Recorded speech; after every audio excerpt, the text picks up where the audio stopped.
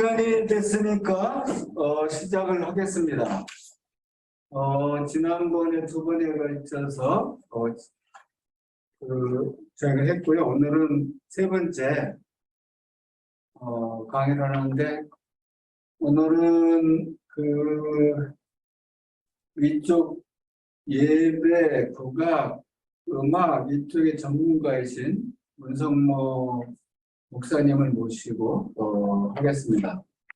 문성모 목사님은 우리 교계에서 정말 이렇게 잘 알려진 이쪽 분야의 대가이신데, 장신대에서 공부를 하시고 독일 뮌스터에서 신학 박사 과정을 수료하시고 오스나 뮤릭 대학에서 음악학 철학 박사를 하셨습니다. 그리고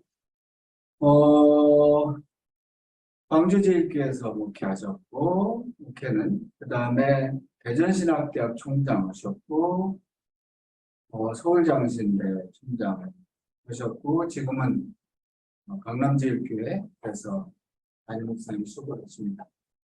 오늘은 한국찬송가 개발원 원장이시기도 하고 또 여러 책도 내셨는데, 오늘은 예배와 음악, 이거 목회자들 다 들어야 되는데 많이 안 들으셨네요. 목회자들도 제가 몇 분한테 초대를 했는데, 그래서 오늘 예배와 음악에 대해서 7시 한 8시 한 15분이나 20분 정도까지 하시고, 잠깐 물어보실 거 있으시면 같이 대화하고 그렇게 하겠습니다. 우리 문성모 목사님 등장하실 때 박수로 환영하겠습니다. 안녕하세요. 문성모 목사입니다. 만나 뵙게 돼서 반갑습니다. 우리가 크리스찬이라면 매일 또 매주 드리는 것이 예배고, 또 예배 중에 가장 많은 부분을 차지하는 것이 음악이라고 생각을 합니다. 예배와 음악에 대해서 우리가 얼마나 알고 있고 얼마나 제대로 된 지식을 가지고 예배하고 있고 또 찬송하고 있는지, 그런 것을 이 시간을 통해서 좀 점검하고 잘 몰랐던 부분은 또 새롭게 알아가는 그런 시간을 가지면 좋겠습니다. 우선은 예배나 음악에 대해서 우리가 지금까지 그냥 서양적인 관점으로만 배워왔어요. 신학교에서도 그렇고 교회에서도 그렇고.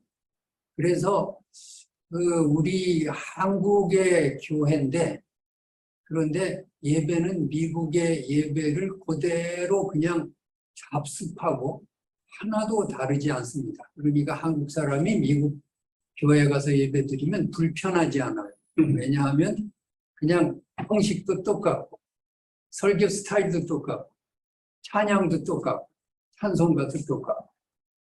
그러면 이것이 좋은 현상이냐? 그렇지는 않습니다. 우리에게 우리의 것이 없는 거죠. 여기에 대한 반성을 좀 해야 되겠다, 그런 생각이죠. 제가 독일에서 10년 공부했는데, 독일의 교회 가니까 똑같은 서양인데 완전히 달라요. 완전히 독일은 독일 교회 예배, 독일 교회 찬송가는 미국하고 다 다르죠. 그래서 여기는 독일 교회구나, 이렇게 느꼈습니다. 그런데 우리는 한국에 예배 드리는데 여기가 한국 교회인가? 그런 느낌을 전혀 받을 수 없는 그런 예배와 음악이 행해지고 있다. 이런 전제를 가지고 오늘 강의를 들었으면 좋겠습니다. 우선 우리가 예배에 사용하는 음악은 예배와 반드시 연관을 져서 생각을 해야 되니까, 예배가 뭔가 그런 우리 논의부터 해야 되겠죠. 예배에는 3가지 요소가 있습니다. 하나는 수직적인 요소, 또 하나는 수평적인 요소가 있습니다. 그런데 수직적인 요소는 위로부터 아래로의 요소가 있고 아래로부터 위로의 요소가 있습니다. 그러니까 세 가지의 요소가 있는 거죠. 자, 위로부터 아래로의 요소는 뭘까요? 뭐 말씀이죠. 말씀에는 성경 낭독도 있고 설교도 있고 또 나중에 축도도 말씀에 속합니다. 이게 위로부터 아래로의 그런 순서입니다. 그러니까 축도와 기도는 다른 것입니다. 축도는 베네딕투스에서 강복 선언입니다. 이것은 위로부터 아래로의 그런 순서죠.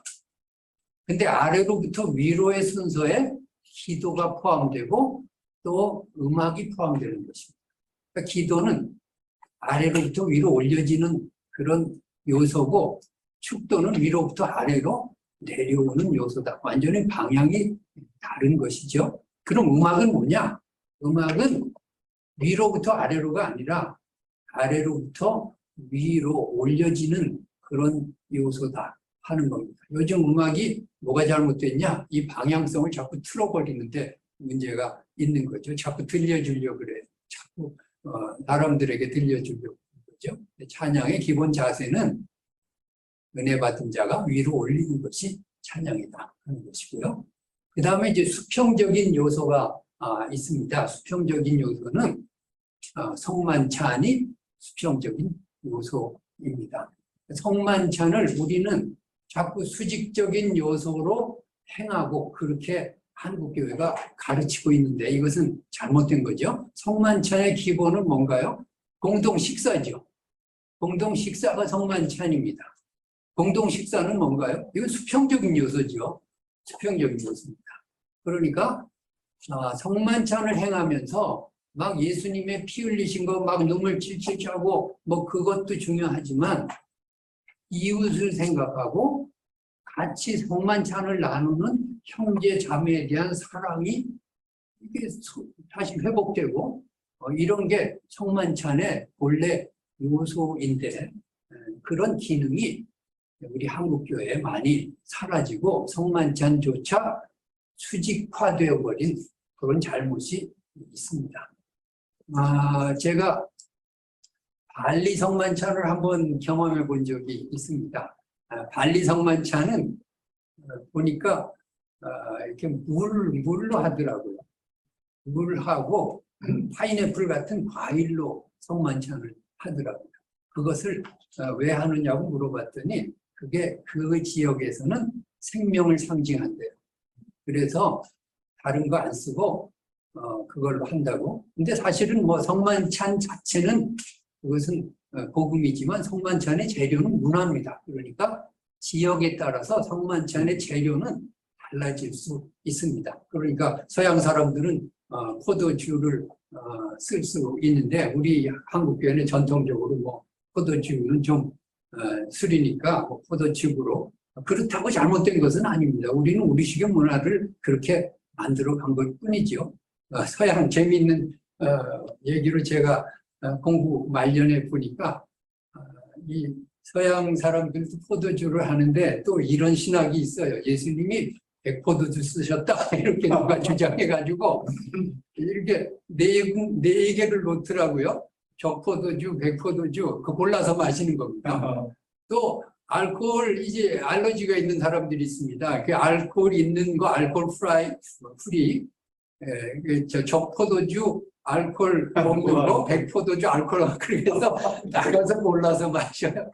근데 그것이 그냥 재료는 문화니까 그것이 잘못되었다고 말할 수는 없습니다. 그러니까 발리 성만찬이 과일 가지고 하고 물 가지고 했다고 잘못된 것은 없습니다. 중요한 것은 그 사람들이 한 50명 이렇게 모였는데 한 10대 명씩 이렇게 나와서 받아요. 나와서 받는데 그 이제 집례하는 목사님이 이제 과일을 찍어서 주고 물을 이렇게 마시고 그 다음에는 특이한 게 카네이션 같은 꽃을 줍니다.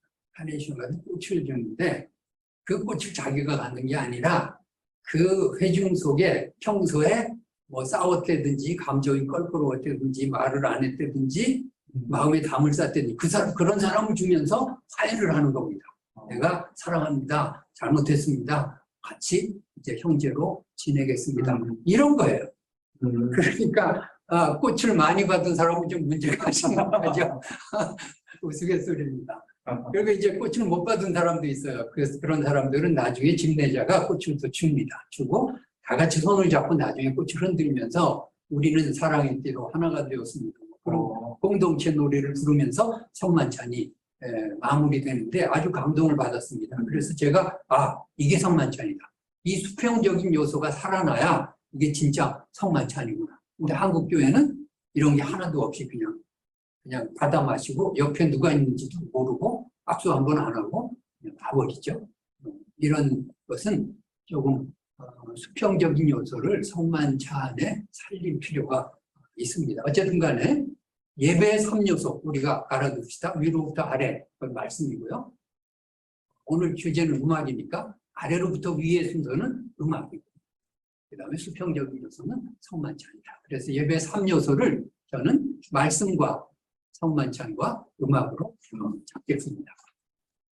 자, 초대교회에 어떤 예배가 드려졌을까? 또 어떻게 예배가 형식이 이루어졌을까? 그런 생각을 우리가 해봅니다. 그 까맣게 빨간색 안에 글씨가 안 보이네요. 그 초대교회는 사실은 카타콤에서 예배를 드려가지고서 그래서 그 비교할 수가 없었어요. 근데 4세기에 로마가 기독교를 공인합니다. 예수 믿어도 박해하지 않겠다.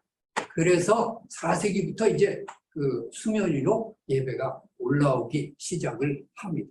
그래서 이제 서로 비교를 하게 됐는데 천차만별이죠. 왜? 예배 형식이나 예배 내용은 문화니까 각각 다른 노래도 다르고 뭐 성만찬 형식도 다르고 다 다른 거죠. 그렇지만 한 성경을 쓰기 때문에 공통점이 있었어요. 예배는 두 부분으로 나눠졌다 하는 겁니다. 두 부분으로 나눠졌는데 첫째 부분은 말씀 예배 그렇게 우리가 붙일 수 있습니다. 말씀 예배인데 그 다음에 두 번째 2부로 성만찬 예배. 이것은 뭐 지금 우리 1부 예배, 2부 예배 개념이 아니라 한 예배에 두 부분으로 크게 나눠지는 겁니다. 근데 말씀 예배는 성경이 읽혀지는데 구약도 읽혀지고 신약도 읽혀져요. 예언서도 읽혀지고 서신서도 읽혀지고 뭐 복음서는 맨 나중에 읽는 것이 나중에 고착화 되었습니다. 율법서도 읽고 이렇게 읽는 겁니다. 자, 그런데 이 서신서 같은 거 한번 생각해 봅시다.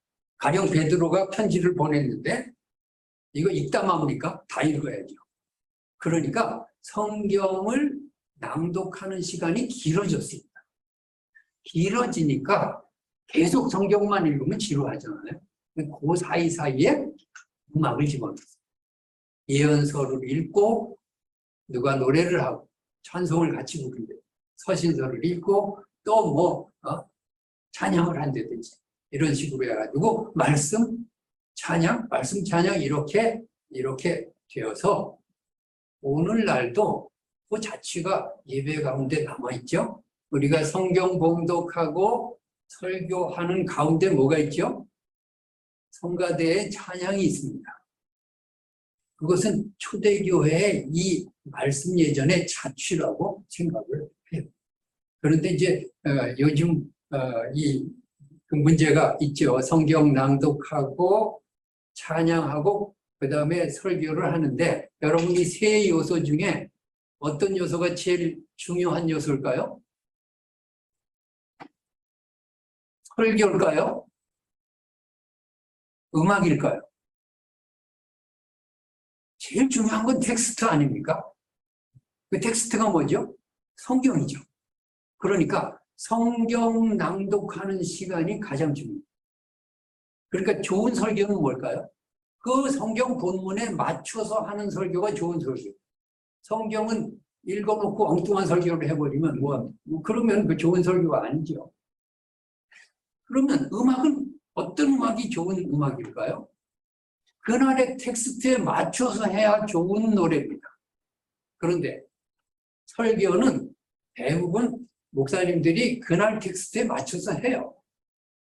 그런데 성가대의 노래는 그날 텍스트와 관계없는 것들이 대부분이에요. 성가대 지휘자한테 물어보면 변명의 여지가 있어요. 우선 그러려면 한 달 전에 텍스트를 주라 이거야. 근데 목사님들이 그런가요?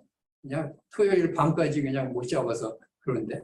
그러니까 한 달 전에 텍스트가 나올 수 없어. 그러니까 거기에 맞는 성가를 준비할 수 없는 거지. 두 번째, 해야 될 곡이 성가대 수준하고 맞지 않는 곡들이 대부분이에요. 그러니까 할 수가 있어도 못해.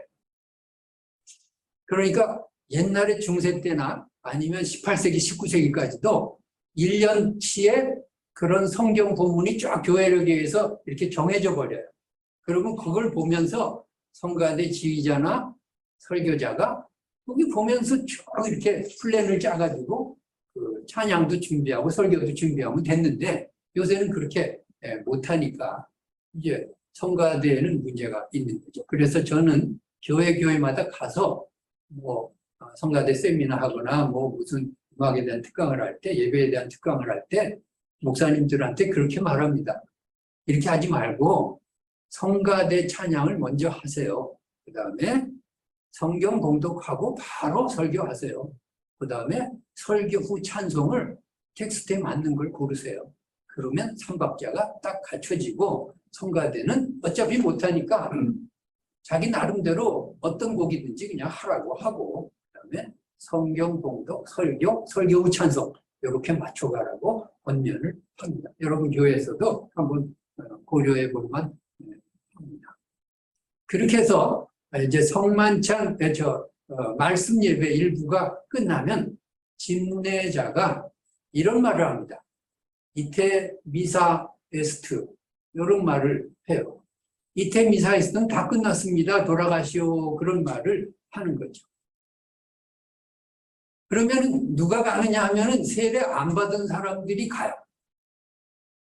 세례 받은 사람만 모여서 2부의 성만찬 예배를 진행을 했습니다. 성만찬을 너무 귀하게 봐가지고 세례 받지 않은 사람은 접근을 못하게 했어요. 그래서 이태 미사 에스트 그러면 끝났습니다. 가시오 하면은 이제 가요. 자, 그런데 여기서 중요한 것은 미사라는 말이죠. 미사라는 이 말에서 두 가지의 단어가 나와요. 하나는 예배를 일컫는 미사라는 말이고 또 하나는 선교를 일컫는 미시온이라는 말이에요. 그러니까 미사와 미시온은 즉 예배와 선교는 예배와 전도는 한 뿌리에서 나온 두 단어다. 이렇게 우리가 생각하면 되겠습니다. 그러니까 우리는 예배는 뭐예요? 모이는 예배고 미사는 모이는 예배고 미시온은 흩어지는 예배예요. 그러니까 예배를 드린 자가 교회당을 나서면 그 당시에 초대교회는 선교사로 전도자로 나가는 겁니다. 전도자로. 그러니까 안에서 말씀 듣고 세상으로 나갈 땐 내가 전도자다, 선교사다 이런 의미로 나갔어요. 그래서 그 자취도 우리 한국교회 남아있는 게 파송의 말씀 이렇게 마지막에 파송의 말씀 하는 경우도 있어요. 요새는 잘 안 하더라고요. 그런 자취가 남아있습니다. 2부 때는 뭘 했느냐 하면 성만찬을 했어요. 성만찬을 이렇게 하면서 그러면서 우리가 같은 주님의 피로 구속받은 하나님의 자녀고 우리가 형제와 자매라는 것을 서로 이렇게 인식을 시켜주는 거죠.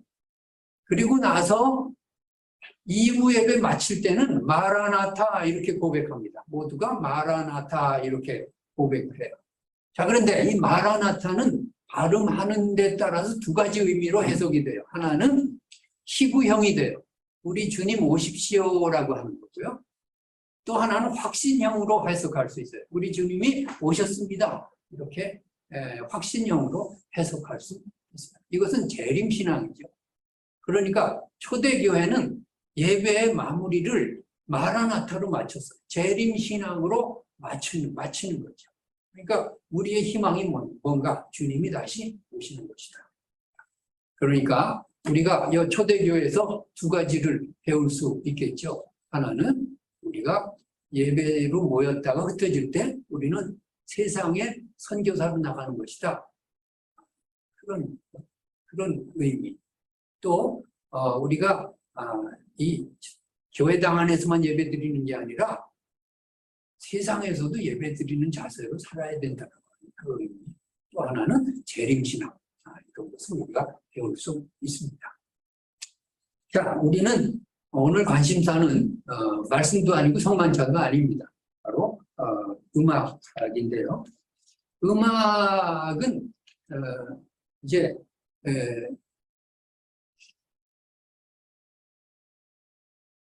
우리 예배 그 초대교회 세 가지 말씀, 성만찬, 음악 이렇게 조화를 이뤘다. 요 그림을 먼저 이렇게 머릿속에 새기면 좋겠습니다. 이게 조화를 이룬 그런 예배의 원형을 우리가 되찾아야 된다는 것이 나중에 이제 결론입니다. 그런데 지금 예배의 변천사를 보면은 4세기에 이제 그 말씀과 성만찬과 음악이 조화를 이루다가 중세가 되면은 예배가 성만찬 위주로 흐릅니다. 그래서 예배가 성만찬 때문에 무너져요. 중세 때 예배는 이 떡과 포도주를 가지고 들어오는 게 예배의 시작이에요. 그리고 마지막은 떡과 포도주를 들고 나가는 게 예배 마지막이에요. 그러니까 모든 것이 성만찬 중심이 되어버리고 그저 말씀은 짧게 그냥 그 성만찬을 위해서 하는 것이고 음악도 성만찬을 섬기는 그런 음악밖에는 없었어요. 성만찬을 중시하다 보니까 교회가 부패하기 시작을 했지요. 왜냐하면 성만찬이 나중에 구원을 얻는 수단이 되었습니다.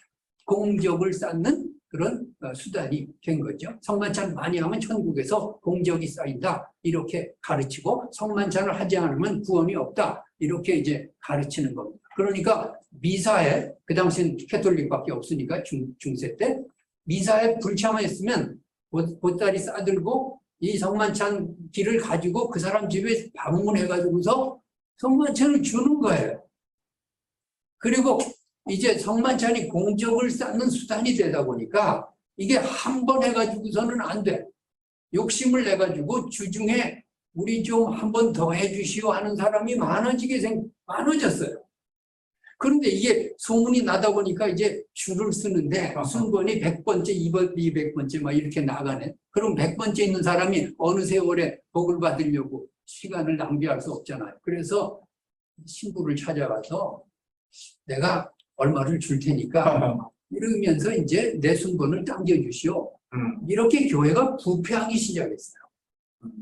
내가 뭐 몇 마지기 돈을 줄 테니까 뭐 이래가지고서 이 교회가 이제 부동산이 늘어나기 시작했어요.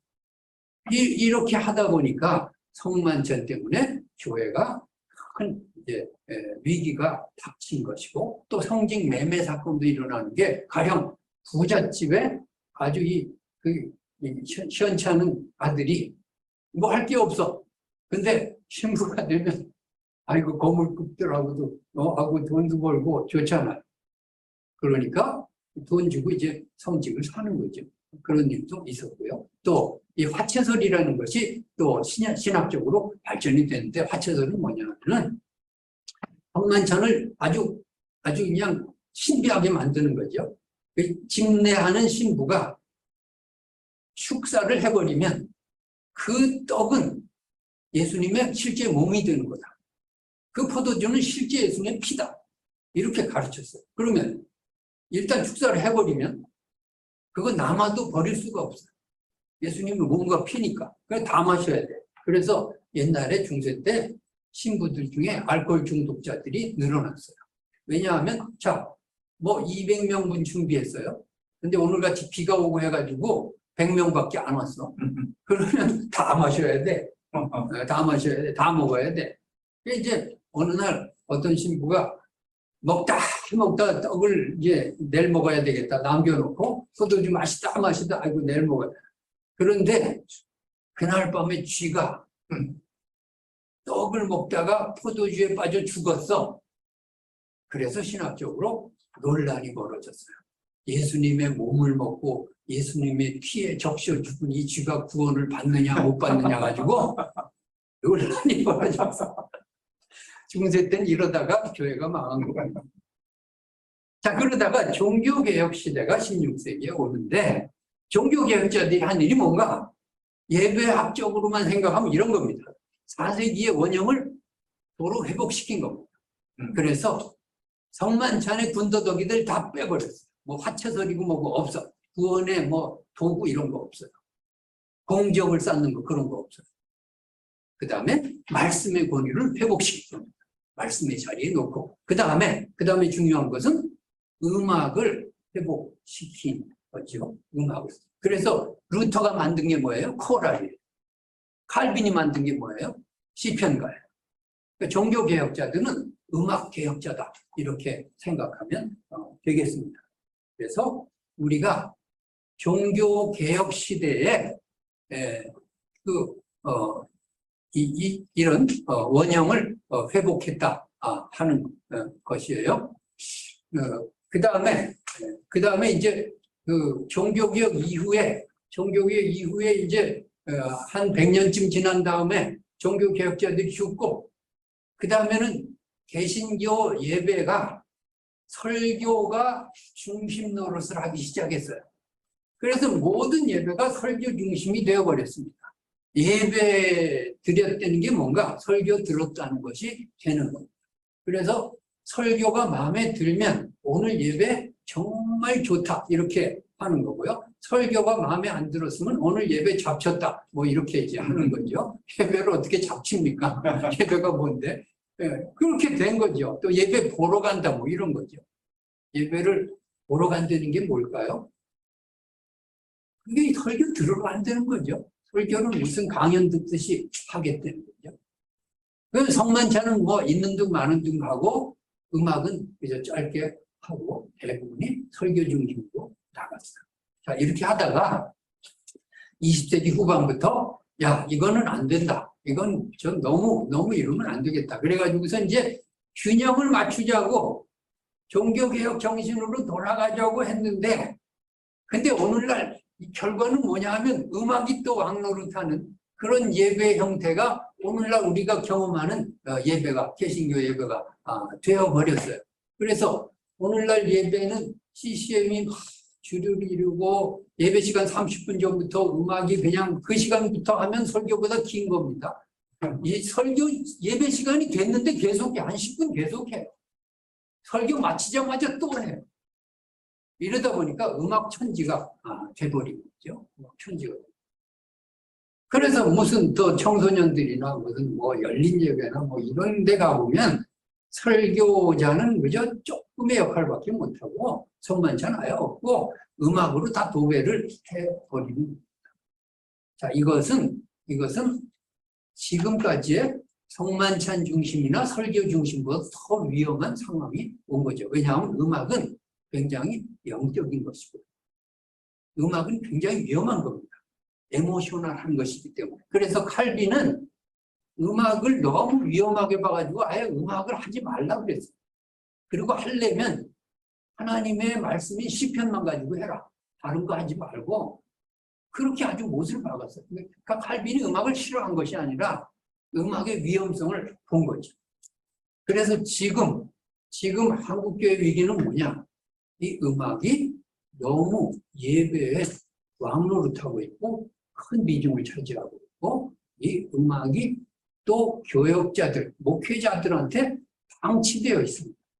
음악을 잘 모르니까 그냥 CCM 인도자나 성가대 지휘자한테 그냥 맡겨버려. 알아서 하라고. 이렇게 되면은 이거는 음악도 하나의 신학인데 예배 안에 음악은 신학인데 그건 루터가 말한 겁니다. 음악을 모르면 목사하지 말라 그랬어요. 근데 이걸 방치해 놓고 그냥 이 음악이 신학적으로 또는 예배학적으로 맞는지 안 맞는지 지금 도움이 되는지 안 하는지 몰라요. 오히려 지금 한국교회가 교인 숫자에 연연하다 보니까 그런 걸 또 반대할 수도 없고 뭐라 그러면 또 청년들이 떠날까 봐 겁나고 이래가지고서 지금 이러지도 저러지도 못하는 상태에 있습니다.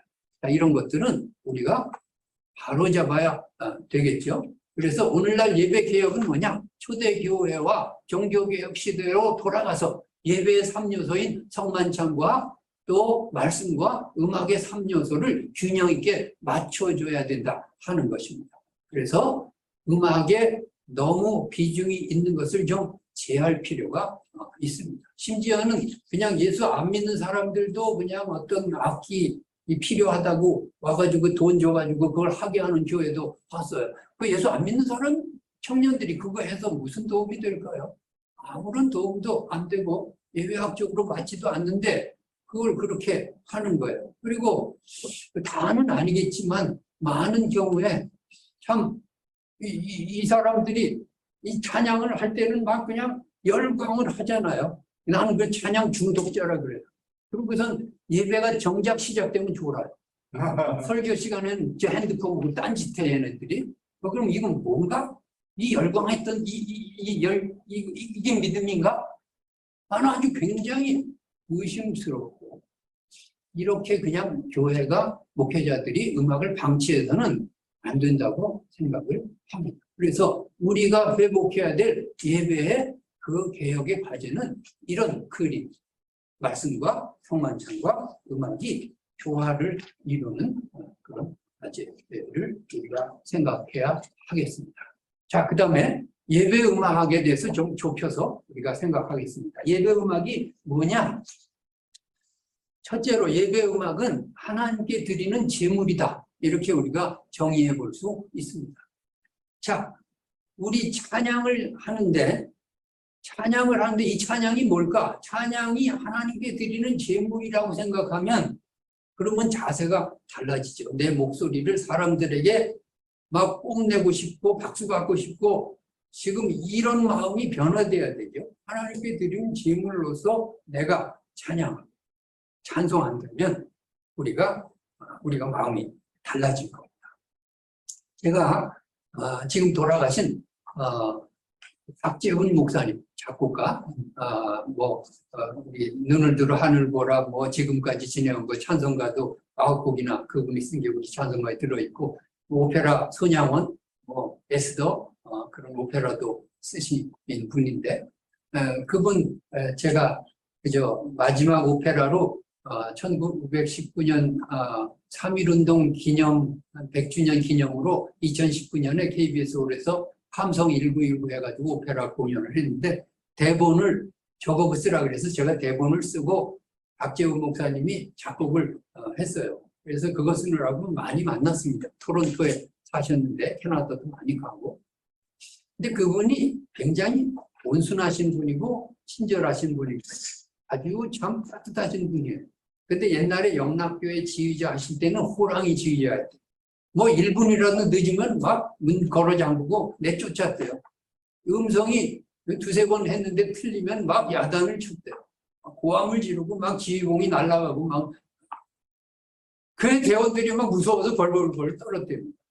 제가 한번 여쭤봤어요. 목사님 왜 그렇게 하셨어요? 그러니까 박지영 목사님 하시는 말씀이 목사 찬양이 뭐야? 나는 찬양이 하나님께 드리는 제물이라고 생각해.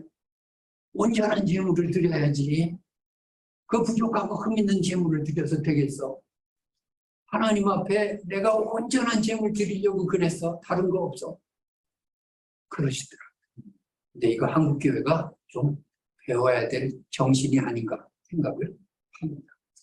우리 찬양을 할 때도 그냥 아우구스틴 선생가 그랬어요. 찬송 부를 때 내가 찬송 부르면서 자기도 죄에 빠지면 죄라 그랬어요. 그 고백록에 읽어보면 그런 말이 나오는. 그러니까 우리가 그런 찬송 부르면서 내가 도취되지 않습니까? 내가 은혜 받고 내가 막 그냥 성령 충만하고 내가 그것도 찬송이긴 하지만 근본적인 찬송이 뭐냐? 제물이라니까요. 하나님께 올려드리는 감사의 찬송, 영광의 찬송, 하나님께 제물로서의 그런 예배음악 이런 것을 우리가 한번 생각해 볼 수 있겠다 하는 것입니다. 또 두 번째로 예배음악은 복음에 대한 응답이다 하는 것입니다. 자, 복음은 뭘까요? 위로부터 아래로의 말씀이에요. 자, 말씀이 먼저 있어야 찬양이 그 다음에 생성되는 거죠. 복음에 대해서 응답하는 거죠. 그러니까 음악 자체가 복음이 돼서는 안 되죠. 음악 자체가 복음의 자리에 있으면 안 돼요. 복음에 대한 응답의 자세로 예배 음악이 있는 것입니다. 그러니까 예배 음악과 무대 음악이 차이가 있는 거죠. 예배 음악은 뭐예요? 하나님을 향한 음악이고 과정을 소중하게 여기는 음악이고 복음에 대한 응답의 자리를 고수하는 음악이 예배 음악이죠. 무대 음악은 뭘까요? 인간을 향한 음악이죠. 결과만을 중시하지. 음악의 자리를 버리고 위로 올라가서 사람들에게 들려주려고 그러니까 교만한 자리를 향할 수밖에 없죠. 그래서 우리가 정말 예배 중에 음악을 할 때는 조심해요. 내가 지금 예배 음악을 하나 무대 음악을 하나 이거 성가대한테도 가르쳐줘야 됩니다. 요즘 한국교회 성가대가 어떻게 변질되어 있나요? 전부 무대 음악 하고 있지 않나요? 사람들에게 박수 받으려고 하고 심지어는 교회마다 내가 교회 비판하는 건 아닙니다. 예배학적으로 잘못됐다고 말하는 겁니다. 왜 사람을 향해 있습니까? 한번 유럽의 교회 가보세요. 유럽의 전통적인 교회들은 성가대가 중위층 뒤에 있어요. 그래서 재단을 향해서 십자가를 향해서 찬양을 해요. 사람들이 보이지도 않아 뒤에 있으니까 오르간도 거기에 있어요. 그건 뭘까요? 이것은 예배음악 하겠다는 자세죠. 그런데 못된 미국 문화가 들어와가지고서 이게 무대음악화 돼버렸어요. 사람에게 아주 향해버려요. 사람에게 들려줘요. 그리고 들어가요. 그건 박수 받는 게 나중에 끝이죠. 예배음악의 마지막에는 아멘이 나와야죠. 무대음악의 마지막에는 박수가 나와요. 환호성이 나오고 휘파람이 나와요. 우리 성가대들이 전부 박수 받으려고 그러고 휘파람 소리 들으려고 그러고 그런 거죠. 이런 것들은 우리가 정말 잘못된 의식을 가지고 지금 무대음악 하고 있다 하는 거예요. 예배음악은 하나님을 향해 있는 거다 하는 거죠. 과정은 또 소중하게 해요. 가령 부활절, 성탄절, 칸타타 같은 거 우리가 합니다. 칸타타 하는데 결과만 우리가 보잖아요. 그 과정에서 정말 아름답게, 은혜롭게, 평화롭게 사랑이 넘치게 해야죠. 연습한다고 막 싸우고 집어 던지고 고함 지르고 막 상처 주고 내가 오래만 하면 다시는 안 한다 이래버리면 그러면 성탄절 칸타타가 무슨 의미가 있나요? 그건 무대음악이죠. 무대음악. 과정을 소중하게 여기는 것이 예배음악이다 하는 겁니다. 그리고 음악의 특성은 다양성과 가변성에 있습니다. 응답이라고 하는 것이요. 그러니까 복음은 유일해요. 복음은 변하지 않아요. 그런데 응답으로서의 음악은 다양해요. 그리고 가변적이에요. 그러니까 예수님이 감람산에 찬미하고 가셨다는데 그것이 레코딩이 안 돼서 몰라. 우리는 예수님과 다른 노래를 불러요. 그렇다고 잘못됐나요? 아니에요. 우리는 우리 시대에 응답을 해야 돼요. 그것이 우리의 예배의 음악이다 하는 것을 우리가 기억해야 하겠습니다. 세 번째로 예배 음악은 신앙 고백이다. 우리가 이렇게 정의할 수 있습니다. 자, 신앙 고백은 뭔가요? 내가 하는 겁니다. 남이 해주는 신앙 고백은 필요 없어요. 남의 것을 모방하는 것도 안 됩니다. 신앙 고백은 내가 아는 것으로 내 언어로 내 문화로 그렇게 예수 그리스도께 고백하는 것이 그것이 신앙 고백이에요. 그러면 우리의 예배 음악이 우리의 신앙 고백적인가? 그런 걸 한번 생각해 볼 필요가 있죠. 우리 성가대 찬양곡 중에 우리의 정서를 담은 곡이 얼마나 있는가? 그런 거 한번 생각해 볼 필요가 있습니다. 우리는 전부 영미 계통의 찬송가가 지금도 80% 이상이잖아요. 이거 21세기에 찬송가라고 만들어 놨는데 너무 창피하잖아요. 126곡에 우리 한국 사람이 쓴 곡을 넣자고 해서 넣었는데 안 부르잖아요. 이건 뭘까요? 우리가 우리의 신앙 고백으로 찬양하고 찬송하지 못하는 것. 우리 한번 89장 샤론의 꽃 예수 이거 지금 그 불러보기는 그렇고 우리가 다 아는 노래니까 샤론의 꽃 예수 나의 마음에 자 거룩하게 아름답게 피소서. 자, 한번 제가 질문하겠습니다. 샤론의 꽃을 본 적이 있나요? 어떻게 생겼을까요? 색깔이 어떤 색일까요? 우리는 샤론의 꽃도 모르고 샤론의 꽃 예수, 샤론의 꽃 예수 이렇게 신앙 고백을 100년 동안 해왔어요. 너무 창피하지 않나요? 어떤 외국의 시인이 자기 나름대로의 신앙 고백한 것을 우리는 그대로 앵무새처럼 의미도 모른 채 따라서 하는 거죠. 이거는 좀 고쳐져야 되지 않나요? 내가 모르는 꽃으로 예수님을 찬양하면 내 신앙 고백이 아니에요. 우리는 작사자 버리에 대한 정보도 없고 샤론의 꽃에 대한 정보도 없어요. 자, 그러면 내가 아는 꽃으로, 우리가 아는 꽃으로 한번 우리가 무궁화 꽃으로 바꿔서 무궁화 꽃 예수 나의 마음에 이렇게 불러보면 어떨까요? 우리 교회에서는 그렇게 자주 부릅니다. 무궁화 꽃은 우리가 알잖아요. 우리 꽃이잖아요. 예수님을 뭐 꽃으로 비유하는 것, 이것은 신앙 고백이죠. 예수님 무슨 꽃이에요. 그런데 신앙 고백 안에서는 예수님이 반석도 될 수 있고 산성도 될 수 있고 새벽별도 될 수 있고 꽃도 될 수 있고 시냇물도 될 수 있고요. 목자도 될 수 있고. 그 신앙 고백이죠. 그러면 우리가 아는 꽃으로 해야 우리 신앙 고백이죠. 그래서 다음에 찬송가가 개편될 때는 우리가 무궁화꽃 예수 나의 마음에 이렇게 하면은 얼마나 좋을까. 근데 이제 그런 사람들이 있어요. 무궁화꽃 예수 하면 어쩐지 좀 투박한 것 같고 촌스러운 것 같고 그냥 샤론의 꽃 예수 하면 좀 혀가 꼬부라지니까 좀 고상한 것 같고 이게 우리가 우리 문화에 대한 열등감이죠. 열등감이. 우리가 얼마나 우리 문화에 대한 열등감을 가지고서 예수 믿나 한번 예수님 상을 한번 생각해 보면 바로 잡혀요. 예수님 상 한번 3분 동안 생각해 봅시다. 어떤 상이 떠오르죠? 요게 떠오르죠. 네? 요거 어렸을 때부터 우리가 교회에서도 보고 집에서도 걸어놓은 예수님 상이에요. 자, 이거는 1945년에 워너 셀만이라고 하는 화가가 그린 거예요. 오래되지도 않았어. 근데 이걸 걸어놓고 살았어요. 그러니까 지금까지 예수님 하면 우리에게 예수상은 서양인에다가 유럽 파란 눈에다가 갈색 머리예요. 근데 오리지널 예수님은 아시아 사람일까요? 유럽 사람일까요? 아시아 사람이에요. 우리처럼 까만 눈이었을 것이고 검은 머리였을 것이고 아시아인으로서의 골격을 가지고 계셨다고요.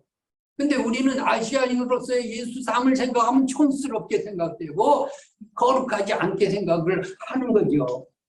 이것이 문제죠. 왜 이것을 교회당에 걸어놓나요? 아직도? 예수상이 얼마나 다양한지 한번 볼까요? 이게 다 예수님에 대한 그림이에요. 우리가 아는 예수상 있나요? 몇 개 있나요? 왜 우리는 다양한 인종이 자기의 문화에 따라서 자기의 예수상을 그리는데 우리는 맨날 이 그림밖에는 생각하지 못할까요? 우리 한국인으로서의 예수상을 왜 못 그릴까요? 그건 문제죠. 문제죠. 제가 총장으로 있을 때 벌써 10년도 넘었는데 필리핀의 마닐라에 갔어요. 거기 유니온 신학교라고 아주 대표적인 신학교가 있는데 그때가 12월이라 그 더운 나라에서도 성탄장식을 해놨더라고요. 그런데 그 강당에 가보니까 예배당에 가보니까 그 유니온 신학교 안에 마리아가 아기 예수를 안고 있는 그런 그림이 크게 걸려 있어요. 그런데 가까이 가서 보니까 필리핀 여자가 필리핀 아기를 안고 있어요. 제가 너무 깜짝 놀랐어요. 그래서 사진을 찍어가지고서 야, 우리나라도 이랬으면 좋겠다. 한국 여자가 한국 아기를 안고 있는 그런 성화는 성탄절에 못 걸리나?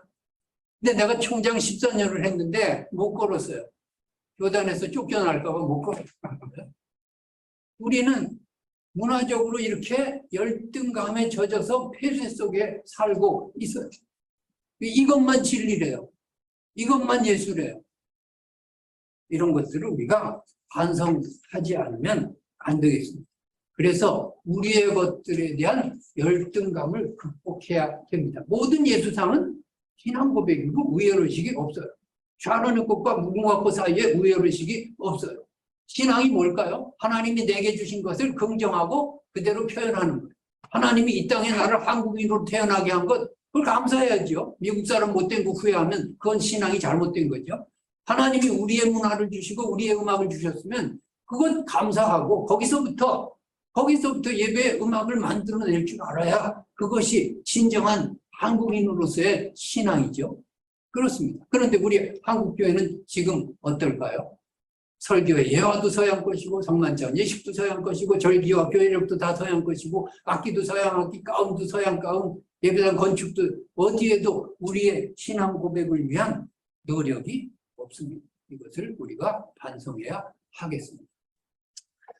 종교개혁자들은 자기 나름대로의 신앙 고백을 하면서 음악을 만들어 냈어요.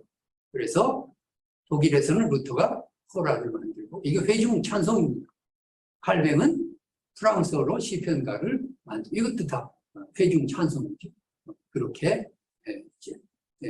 만드는데 이게 가락을 보면요, 멜로디를 보면요, 제가 작곡가니까 그 민요들, 그 지방의 민요들을 엄청나게 민요 대중음악 이렇게 해서 이렇게 만든 것을 알 수 있습니다. 자, 우리 한번 한국 찬송가에 민요 출신이 얼마나 많은가 그런 거 한번 생각해 볼 필요가 있습니다.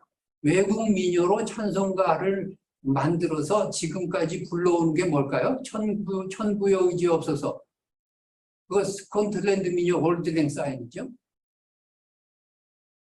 뭐 하늘 가는 밝은 길이 그 애니롤이라고 하는 그런 스코틀랜드 민요죠. 즐겁게 안식하라 그 독일의 전통적인 민요죠. 뭐 민요가 수십 가지가 우리 찬송가에 들어 있습니다. 자, 여기서 우리가 질문해야 돼.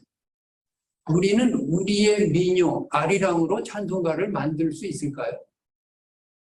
내가 찬송가 지금 쓰는 거 개편할 때 위원으로 아리랑 찬송 넣자고 했는데 못 넣었어요. 다른 위원들이 관심이 없어요. 근데 우리가 이러고 있을 때 미국에서는 남북 장로교회가 합쳐지면서 연합찬송가를 만드는데 1990년에 아리랑 찬송을 집어넣었어요.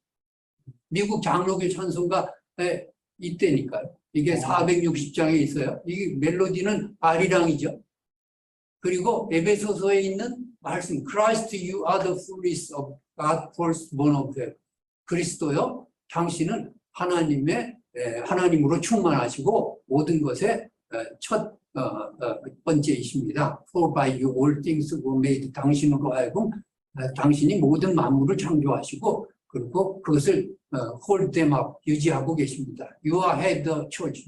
당신은 교회의 머리이시고 교회는 당신의 몸입니다. First from the dead. 죽음으로부터 당신이 첫 번 부활하십니다. 모든 것에 뛰어나십니다. 얼마나 복음적인 가사가 붙어 있습니까? 근데 우리는 우리 찬송가에는 외국 민요는 넣고 우리 민요로는 못 넣어요. 이런 모순이 있을까요? 아리랑 찬송 배우려면 미국에 유학 가야 됩니다. 이건 아니죠. 이렇게 하면 안 되죠. 아닙니다. 자, 민요만 들어있는 게 아니라 우리 찬송가에는 외국의 그런 대중음악도 있어요. 우리 순환절 고난주간에 145장을 부릅니다. 오 거룩하신 주님 그 상하신 머리. 이거는 뭐 세계적으로 유명한 그 코랄이죠. 자, 근데 이게 찬송가로 지어졌을까요? 아니에요. 이건 16세기에 독일의 대중가요입니다. 연애 노래입니다. 그 오리지널을 제가 여러분에게 소개합니다. Mein Gemüt ist mir favorite. 자, 그 5절까지 돼 있는데 1절, 2절만 한번 제가 번역을 해서 내 마음이 안절부절이네. 그 처녀 때문일세. 나는 아주 안절부절하고 있는데 내 마음은 중병이 들었네. 낮이고 밤이고 안식이 없고 언제나 탄식뿐일세. 한심과 눈물뿐이고 슬픔 속에 자포자기 상태. 이게 오리지널 이 노래의 가사예요. 물론 지금과 리듬은 다릅니다. 딴딴딴딴딴딴딴 따라라라라라 다르지만 그러나 이것의 오리지널입니다. 따라라라라라 오리지널. 자, 이런 대중가요가 이런 연애 노래가 순환절 찬송으로 바뀌었어요. 자, 이것을 우리가 수용할 수 있을까요? 우리의 민요 대중가요를 가지고 찬송을 만들 수는 없을지라도 이미 만들어진 것을 가지고 뭐라고 할 수는 없어요. 자, 이미 만들어진 게 뭐가 있을까요? 우리나라의 대중가요로 찬송가 한 게 뭘까요? 주기철 목사님의 서쪽 하늘 붉은 노을, 영문 밖의 길이라는 그런 찬송이 있어요. 서쪽 하늘 붉은 노을, 영문 밖에 비치는구나. 자, 그런데 이 멜로디가 뭘까요? 1920년대 윤심덕의 사회 찬미예요. 막막한 광야를 달리는 인생아. 사회 찬미예요. 그것에다 가사를 바꿔서 찬송가를 만들어 버렸어요. 자, 그러면 이것은 우리가 우리의 역사로 받아들이고 수용하고 불러야 되는데 윤심덕의 사회 찬미 못 쓰겠다 그래가지고서 그거를 갈아치운다고 딴 멜로디를 붙여버렸어요. 지금 우리 그 자체로서 멜로디는 훌륭합니다. 아주 유명 작곡가가 만들었지만 그러나 우리의 향수는 뭐예요? 주기철 목사가 불렀던 그 노래가 부르고 싶은 거죠. 그러니까 그게 안 불려지고 사장이 되는 이런 이제 현실 속에 있는 겁니다. 이런 것도 우리가 생각해야 봐야 되겠습니다. 또 뭐 우리 복음성가 중에 뭐 참 비 흘리신 그게 뭘까요? 그게 찬송가로 만들어졌을까요? 아니에요. 그건 박정희 대통령 시절에 재건의 노래예요. 이 멜로디가 둥둥둥 들려오는 재건의 금북소리에 그거라고. 근데 거기다 가사를 바꿔서 우리가 찬송으로 부르는 거죠. 그럼 어때요? 부르면 되지. 이제 정체가 밝혀졌으니까 그거 다르게 하겠어요. 그러면 안 되는 거죠. 그럼 펀더멘탈리즘으로 빠지는 거죠. 그러면 이 노래도 부르면 안 돼. 이 노래도 폐기해야 돼. 그럼 이 노래 부르지 말자. 그러면 우리만 바보죠. 전 세계가 다 부르고 있는데. 그렇게 문화를 접근하면 안 된다. 그러니까 찬송가 145장의 원 멜로디는 하슬러라는 사람이 니른베르크에서 세속 노래 모임 기니까 한번 그냥 읽어보세요. 여기에 들어있는 노래인데 하슬러 연가입니다. 왜 이것이 스스로도 하슬러가 찬송으로 만들고 게하르트, 크리고, 북스테우데, 바하, 브람스 이런 사람들이 다 찬송으로 만들었어요. 바하는 이 멜로디를 너무 좋아해가지고 칸타타에 5번이나 5군데나 이용하고 마태순환곡에 그냥 저렇게 5군데나 그렇게 화성을 바꿔가지고 인용하고 크리스마스 오라토리오라는 데 인용. 그렇게 한 노래예요. 바하가 음악가인데 저 노래가 대중가요라는 거 몰랐을까요? 아니에요.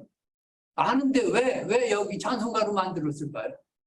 너무 멜로디가 아름답잖아요. 가사를 바꿔치기 하면 찬송가로 되잖아요. 그걸 왜 못해요? 바하의 정신, 음악을 만드는 이 서양 교회의 정신, 이것을 우리가 좀 생각해 볼 필요가 있습니다. 우리나라에는 외국 국가도 많이 들어있어요. 가령 70장 피난처에 있으면 영국 국가죠. 지금 엘리자베스 여왕 그 장례식 때 이 멜로디 들어보셨죠? 다다다다다라라. 그 영국 국가니까 거기서 부른 거죠. 또 시온성과 같은 교회, 시온성과 같은 게 독일 국가죠. 옛날에는 통일 찬송가에 러시아 국가도 전능의 하나님, 그리고 합동 찬송가 옛날 찬송가에는 프랑스 국가도 있어. 따다다단단단단따라. 그걸 믿음의 좋은 싸움이라고 찬송가로 만들어서 불렀었어요. 자, 그럼 여기서 우리가 생각할 필요가 있죠. 우리나라의 국가는 찬송가로 부르면 안 되나? 여러분 어떻게 생각합니까? 근데 찬송가로 부르면 안 되나가 아니라 윤치호 선생이 옛날에 이 애국가를 찬송가로 만들었어요. 그래서 본래 가사가 하나님이 보호하사야. 그리고 찬미가라는 찬송가 집에 넣었어요. 우리나라 애국가는 최초로 찬송가 집인 찬미가에 수록된 게 맨 처음 사건이에요.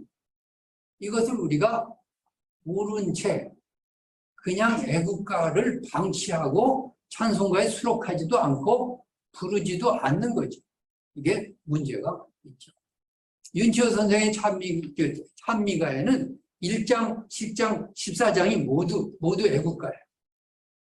자, 그것은 뭐 시간이 없으니까 지금 다 할 수 없습니다. 자, 우리나라 찬송가에는 옛날에 사회계몽운동의 노래도 있습니다. 옛날에 삼천리반도 금수강산 남궁호 선생이 삼천리반도 금수 이거 찬송가로 불렀어요. 이것은 일제가 그만 부르라고 금지하고 탄압시켜가지고서 박해를 받던 그런 노래였습니다. 삼천리반도 금수강산이 도대체 신앙하고 무슨 관련이 있을까요? 우리의 선조들은 이렇게 열린 신앙으로 하나님 믿고 교회를 섬기고 예배를 드렸어요. 근데 지금은 사람이 많아졌는데 교회가 전부 펀더멘탈리즘 돼가지고 이건 보수. 이 근본주의는 보수가 아닙니다.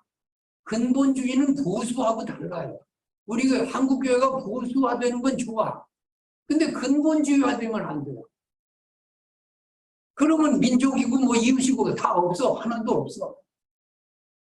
그래서 삼천리반도 금수강산 이것이 문제가 됐죠. 그 다음에 옛날엔 금주가라는 게 있었어요. 술 먹지 말라고. 선교사들이 하도 조선사회가 술 때문에 망하니까 금주가를 이걸 찬송가에 넣었다니까. 그건 뭐 금수강산 대동포요. 술을 입에 대지 마라. 건강지력 손상하니 천치들간들 두렵다. 아 마시지 마라 그 술. 아 보지도 마라. 조선사회 복받기는 금주함에 있나요. 해가 망신될 독주는 빚돈에서 마시면서 자녀 교육 위하는 일전합은 안 쓰려니. 전국 술값 다 합하여 곳곳마다 학교 세워 자녀 수양 늘 시키면 동서문명 잘 빚내. 천부 주신 내 재능과 부모님께 받은 귀책 술에 도끼 받지 말고 국가위에 일할지라. 아멘도 안 해. 이거 하나님도 없고 예수님도 없고 성경도 없어. 근데 우리의 신앙의 선조들은 이거 불렀어요. 술 처먹지 말라고 불렀어. 그리고 교회가 금주 금연 학교를 운영하고요. 예배 마친 다음에 술 먹지 말고 담배 피지 말라고 교육시켰어요.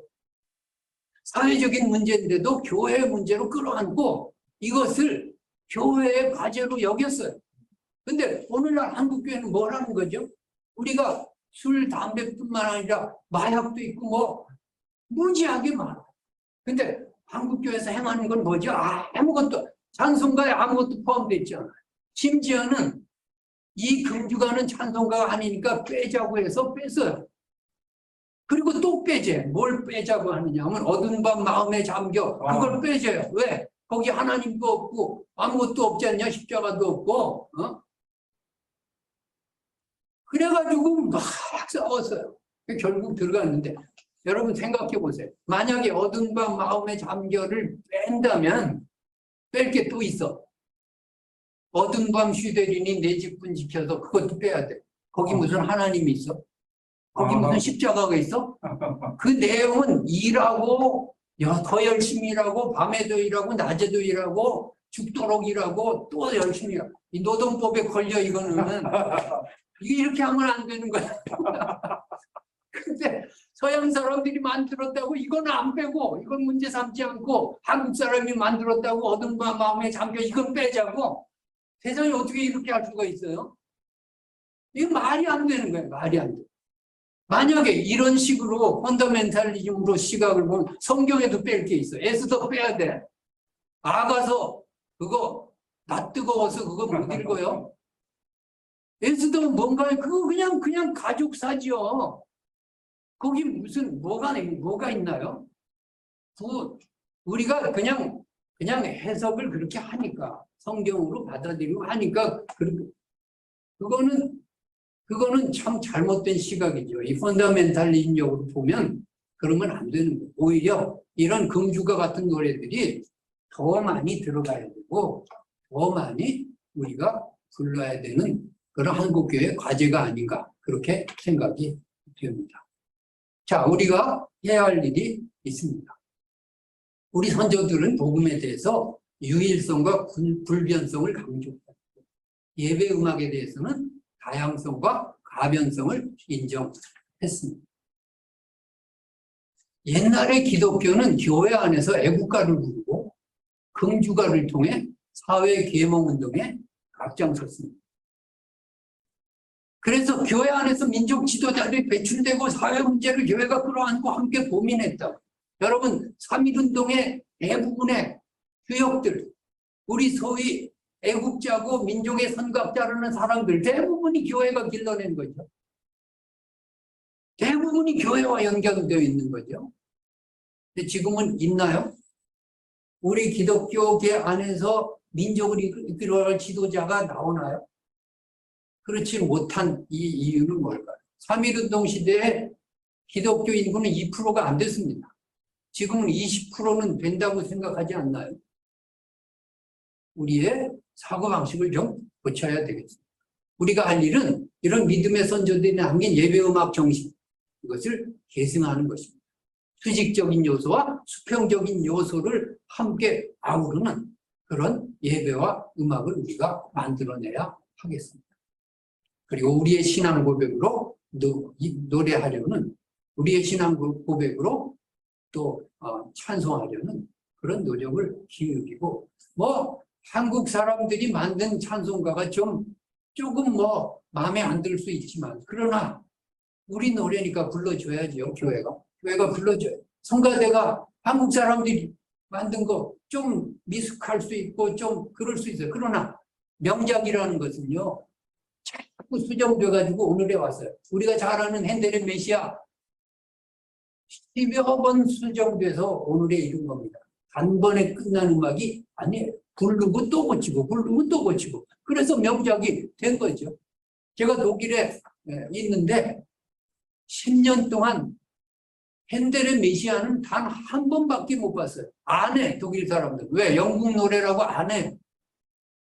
그리고 맨 바하 노래만 해. 바하곡만 해. 근데 바하곡이 재미가 하나도 없어요. 솔직히 말하면. 그래서 내가 독일 학생한테 물어봐서, 야, 난 바하곡 진짜 재미없다. 넌 재미있냐? 그랬더니 자기도 재미없대. 그럼 너 왜 해? 그러니까, 독일 사람이잖아. 독일 사람이니까 한대요. 이게 이 정신이죠. 우리가 한국 교회고 한국의 교인이라면 한국의 작곡가들이 만든 거니까 해. 그렇게 해서 명작을 만들어내야죠. 명찬송가를 만들어내야죠. 그래서 세계에 수출해야죠. 언제까지만 수입하겠습니까? 우리도 이런 찬송 있다. 이렇게 세계에 자랑해야죠. 우리는 이렇게 노래한다라고, 이렇게 예배한다라고, 우리의 예배와 우리의 음악을 우리가 만들어내고 그것을 이 시대의 문화유산으로 남기고, 그리고 이 사회까지 우리가 아우르는 그런 원시적인 하나님의 뜻을 이루는 그런 우리 한국교회가 됐으면 좋겠습니다. 제 강의는 여기서 마치겠습니다. 예. 들으시면서 평소에 찬송가나 예배 음악에 대해서 궁금한 거 있으시면 말씀해 주시고, 혹시 또 자기 생각이 있으면 자기 생각도 피력해 주시고 그렇게 하시면 되겠습니다.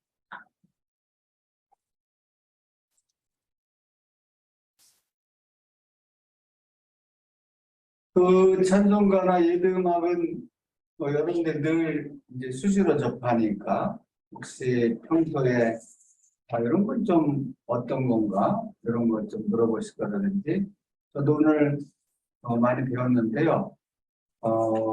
여러분들이 또 배우면서 혹시 또 물어보실 거나 그런 거 있으면 얘기를 해주시죠.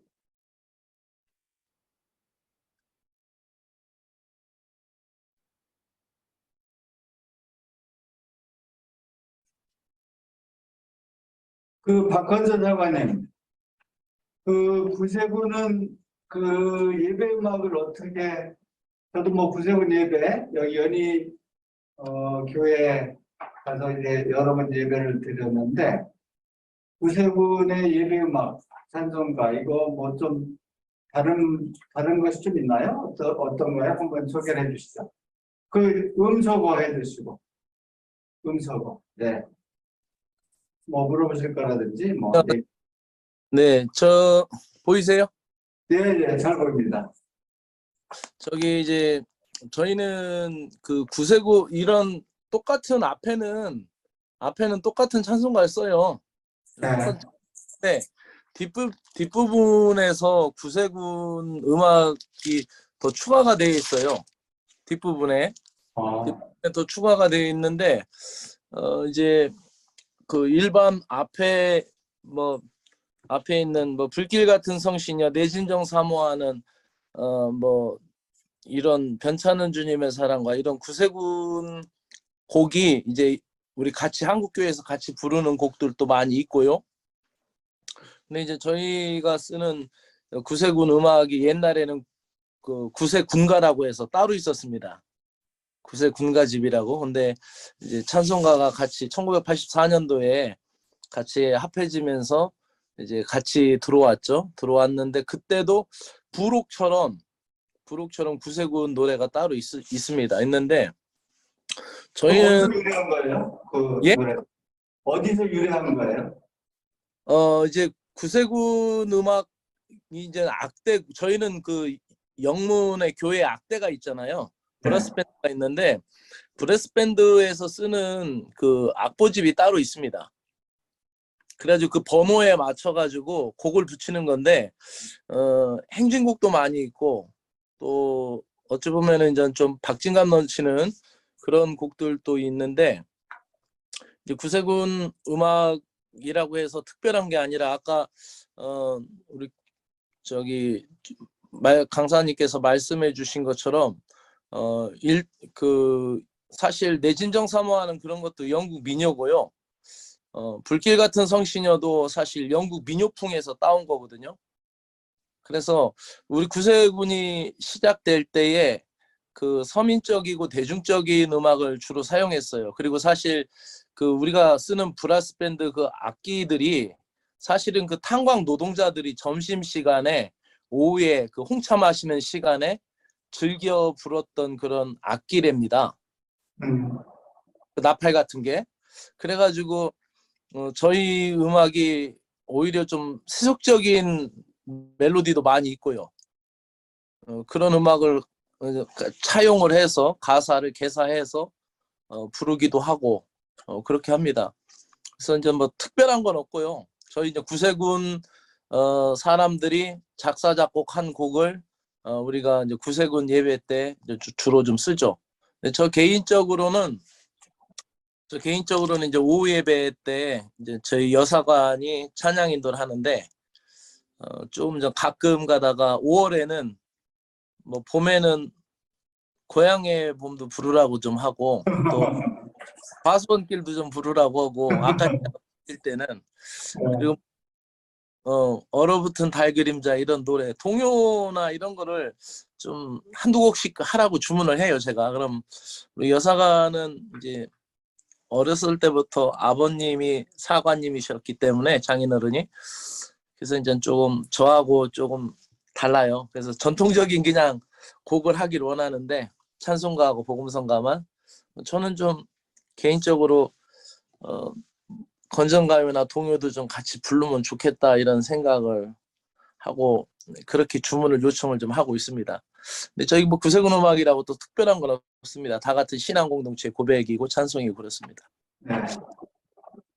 제가 한 가지 조금 더 한 말씀만 더 드리고 싶으면 조금 아쉬운 게 우리 그 새로 이제 우리가 지금 쓰고 있는 지금 이제 바뀌어가지고 쓰고 있는 찬송가요.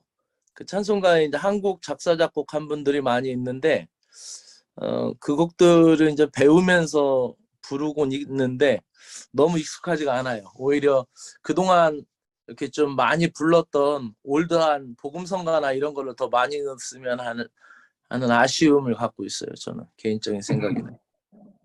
그거에 대해서 뭐 이제 작곡자도 문제가 있어요. 문제가 있는데, 지금 추세는 어떻게든 이제 한국적인 것을 만들어 보자라고 해가지고서 이제 시도들을 했는데, 이 작곡가들이 한국 전통음악에 대한 오리엔테이션이 별로 없어요.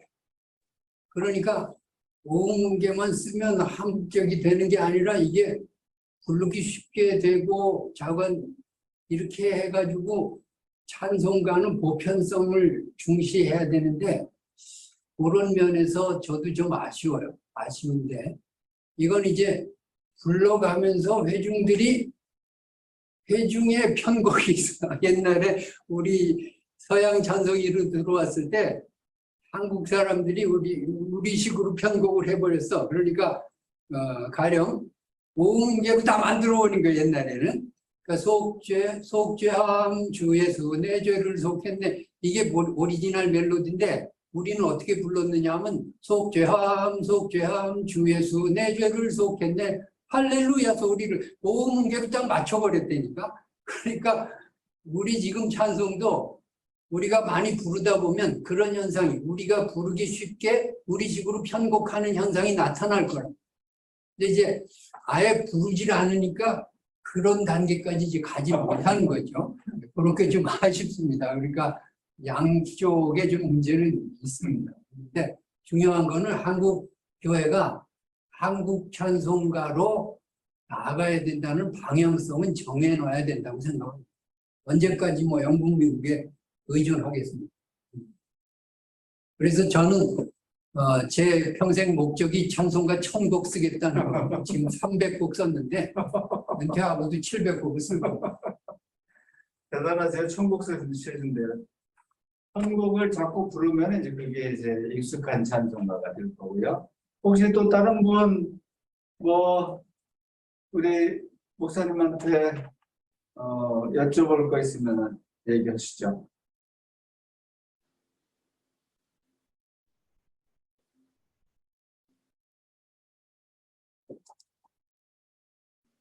강의를 너무 잘해서 질문이 없어. 예, 질문인데. 질문 한 분 있네요. 네. 안녕하세요.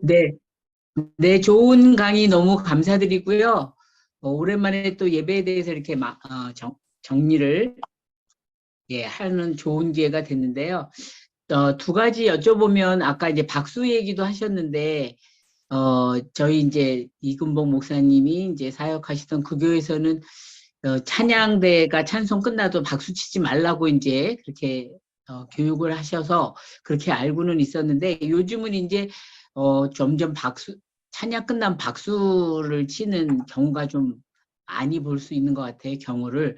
그래서 혹시 그런 박수 치는 거에 대해서 말씀을 해주셨지만 어떻게 저희가 앞으로 방향을 잡아야 될지 좀 여쭤보고 싶고요. 두 번째는 사실 오늘 이제 저희 평신도인 우리한테도 굉장히 이제 중요한 얘기를 해주셨는데 그 목사님 오늘 말씀하신 이런 내용들을 목회자들이 더 폭넓게 예배에 대해서 다시 이렇게 정리하는 기회를 가져야 될 텐데 혹시 그 목회자들에게 교육해야 되겠다라는 그 목표와 실제로 계획은 가지고 계신지 궁금합니다. 두 가지 여쭙니다.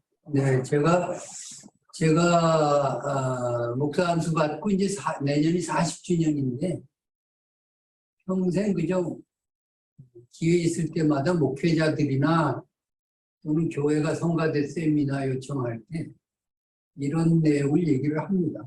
얘기를 하고 목회자들이 이렇게 해야 된다는 계몽을 하면서 살았죠. 그런데 이제 한국교회의 문제가 문화적인데 안목도 없고 관심이 없어요. 그러니까 뭐 전도 세미나라든지 교회의 어떤 부흥이 되는 이런 데는 이제 막 그냥 하는데 이런 문화적인 거, 찬송가에 대한 거 그렇게 관심이 없어요. 근데 좀 아쉽고 그리고 이제 박수는 칠 수도 있어요. 치고 싶으면 치는 거죠. 그런데 박수 치든지 안 치든지 그럼 천상이 중요한 게 아니라 마음적으로 찬양은 아래로부터 위로의 요소다. 이건 좀 가지고 있어야 될 것 같아요. 그러니까 뭐 통성기도를 하든 침묵으로 기도하든 상관없어요. 하지만 그것도 하나님께 해야죠. 자기 어떤 카타르시스 뭐 그런 걸로 하면 안 되잖아요. 다 사람한테 들으라고 기도하면 안 되잖아요. 그런 방향성, 그런 것. 그리고 이제 한국 교회의 이 예배 문화는 거의 미국에서 온 거라고 생각하면 돼요. 그러니까 미국물이 들은 거죠. 미국에서 박수를 쳐요. 미국에 박수 친다. 그리고 미국의 영향을 받은 그런 나라들, 뭐 아프리카나 뭐 아프리카 사람들은 본래가 이제 굉장히 동적이라 막 박수 치고 걔네들 문화니까 그거는 어쩔 수 없는데 이 박수 치는 것이 미국 문화의 유산이라면 좀 반성할 필요가 있고 또 우리 한국이 지금 뭐 많이 서구화돼가지고 이것 자체가 우리 그냥 간판 입고 먹고 전부 영어인데 뭐 스타벅스를 이런 뭐 전부 뭐 아파트 이름도 다 영어인데 그러니 이거 뭐 어쩔 수 없다 그러면 박수 쳐도 되는데 그런데 이렇게 무대 음악의 마음으로 내가 그냥 가수가 박수 받듯이 이렇게 하는 거는 좀 문제가 있다고 생각을 해요. 그리고 이제 이 한국의 종교잖아요. 그러면 이제 천주교, 불교 이렇게 있단 말이에요. 그럼 뭐 다른 어떤 종교도 있어요. 그러면 그쪽에서는 어떻게 하고 있을까, 예배를? 그쪽에서의 노래는 뭘까? 우리가 한번 좀 비교할 필요가 있는데 목사들이나 평신도들이나 뭐 절에 가서 뭐 그런 거 한 번도 그거 절에 가는 것도 타부시해. 천주교 한 번도 안 가봤어요. 그리고 어떻게 하는지 몰라. 목사들도 몰라. 이건 문제가 있다고 생각해요. 그런데 동양 종교는 기본적인 게 뭐냐면 사일런스예요. 기본적으로 예배가 사일런스라고. 이걸 놓치면 동양 종교로서의 이 가치가 없어. 그러니까 민족 종교화 되려면 한국 교회가 사일런스를 놓치면 안 돼. 그러니까 아무리 세태가 변해도 캐톨릭의 미사는 그대로잖아요. 아무리 세대가 변화도 불교의 예불은 그대로예요. 거기에 무슨 기타가 들어가나요? 신디가 들어가나요? 뭐 마이크 잡고 뭐 하나요? 그런 거 없어요. 그냥 똑같아. 근데 사회적인 영향력은 개신교보다 또 더 강해. 이건 뭘까? 이건 뭘까? 그런 거 좀 반성할 필요가 있어요. 지금 이 박수 치고 막 시험하고 이게 뭐냐면 이제 1990년대부터 미국 교회가 그걸로 부흥한다고 하니까 그냥 수입한 거예요. 근데 지금은 아무리 박수 치고 뭐 CCM 해도 부흥이 안 되잖아. 그러니까 이것이 부흥의 요소는 아니었어요. 그러니까 우리가 지금 이 시대, 고소득 시대에 종교에 관심 없는 이 시대에 기독교가 빨리 정신 차려서 할 것은 민족 종교화하는 것. 우리 민족이 우리 종교라고 받아들여야 되는데 불교와 캐톨릭은 그렇게 했다고요. 근데 우리는 아직도 우리 한국인의 심성에 외래 종교고 미국 종교예요. 물 건너온 종교라고 기독교가. 이거는 정말 우리가 그 기본적으로 좀 반성할 필요가 있어요. 그런 면에서 좀 생각하면 되겠습니다. 네. 감사합니다. 네, 한 분 더 질의응답해 주시면 말씀해 주시면 좋겠습니다.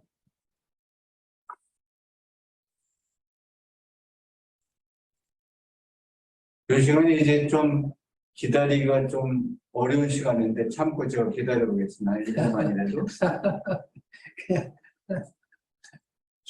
휴일이라 좀 휴일이라 그러는데 그러면은 오늘은 여기서 마감하고요. 다음 주 국악과 찬송가 혹시 오늘 뭐 말씀 못하신 거 있으면은 다음 주 월요일 날 17일 날 여러분들이 우리 문성모 목사님께 다시 오셔서 고각과 찬송가 얘기하실 때 그때도 이제 질의응답 시간이 있으니까 그때 해주시고요. 오늘 귀한 발걸음 해주시고 정말 좋은 내용으로 그런데 많은 가르침을 주신 우리 문성모 목사님께 감사의 박수로 이거 박수는 좋습니다. 박수 치시고 오늘 마치겠습니다. 고맙습니다.